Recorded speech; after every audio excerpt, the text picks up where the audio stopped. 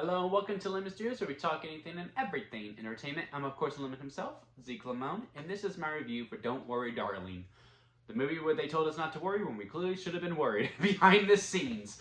And look, I'm a fan of Olivia Wilde. I am. As an actress, as a director, I love Booksmart. It got a strawberry lemonade. I thought she really knocked it out of the park, hit a home run on every ounce with that movie. It is the movie Superbad wishes it was to me personally. I absolutely love Booksmart.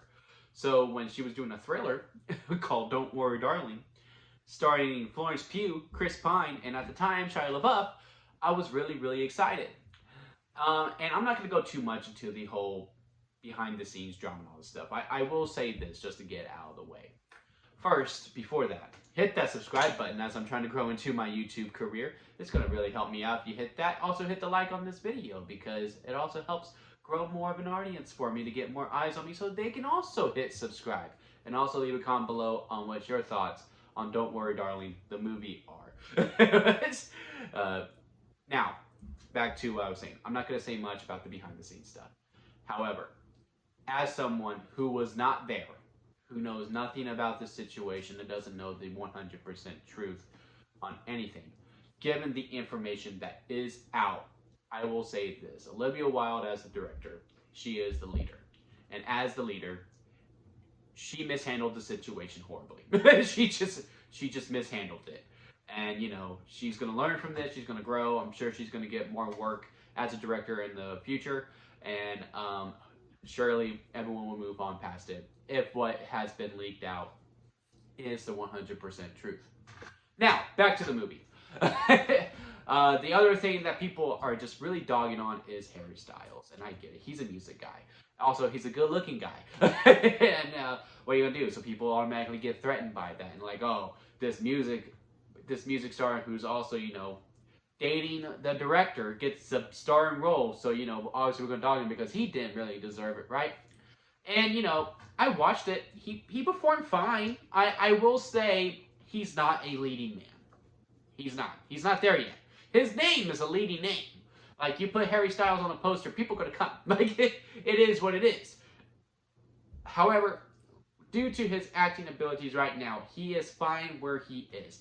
If he was, you know, more of a background character as opposed to the main supporting lead role or even the co-lead, technically, if he was anything but that, he would have been just fine. But it was the scenes where it is asked of him to be more dramatic, to show anger, show the inner struggles of what he is going through psychologically. He didn't perform well, and those are the only times where it really shows that he was obviously not the first choice to play this role. And another actor would have performed those scenes better. It is what it is. Florence Pugh really carried him within those scenes. It was clear that the direction was be mad, and he was just mad. Like, there wasn't a gradual pulse to it. But besides that, he did fine. He is charismatic. The more reps he gets, the better he's going to be. I'm sure, hell, in maybe 2 years' time, we might see Harry Styles nominated for an Academy Award if he keeps going the pace that he's going with where he is at. I can't gather my words right now. Florence Pugh, she does phenomenal, and so is Olivia Wilde as an actress. If what it is, I mean, I wouldn't have known by watching this movie. They had great chemistry on screen. And Chris Pine always delivers. He is always 100%. I wish there was more of him in his character, especially the dynamic between him and Florence Pugh's character, Alice. That was just so riveting to me, and that's like when I was like the most engaged into the movie. If I would have had more of that, I would have really loved this movie even more. Now, with that being said, as a fan of Booksmart, where does this compare to Booksmart during the Olivia Wilde direction? I will say this.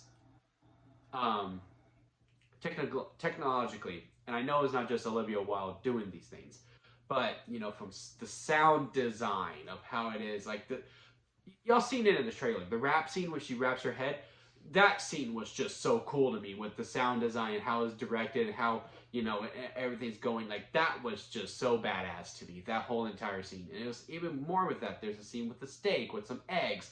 There's blocking with, like, everyone's on point and all this stuff, but there is a method to it. And, like, just everything from a filmmaking standpoint.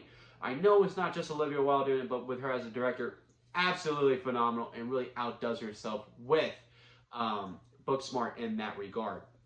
And the first two acts here are, I would say, are better than Booksmart.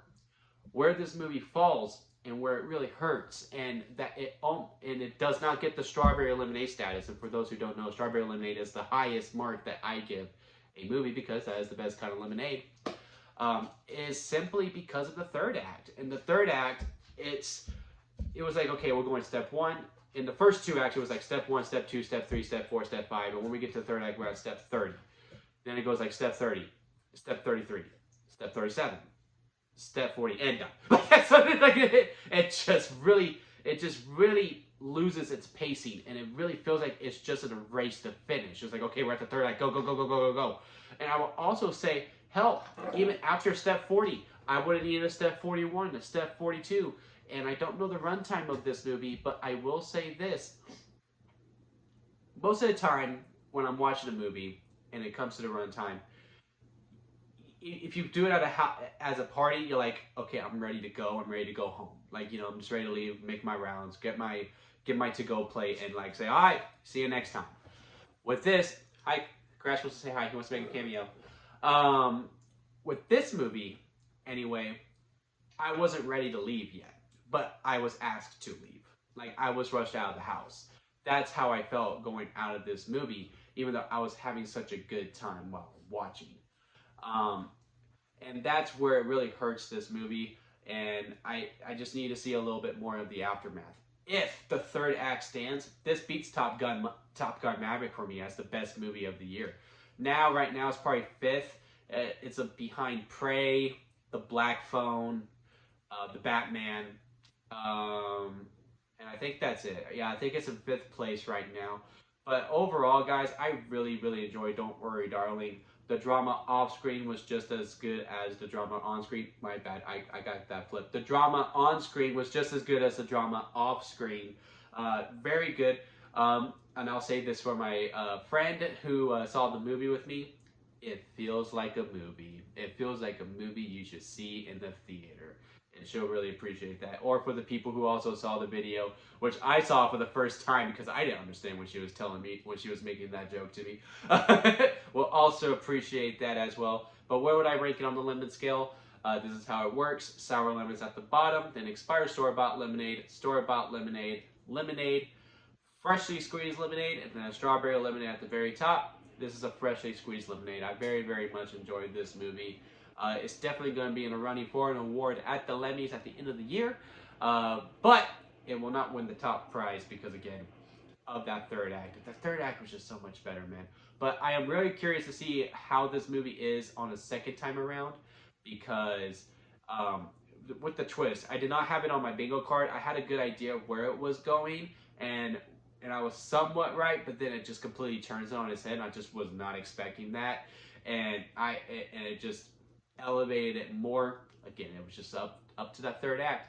But again, comment below, let me know what your thoughts are on Don't Worry, Darling. Also hit the like and hit that subscribe button and help me grow into my YouTube career. And that'll be it for me, guys. I'll see you next time at Lemon Studios.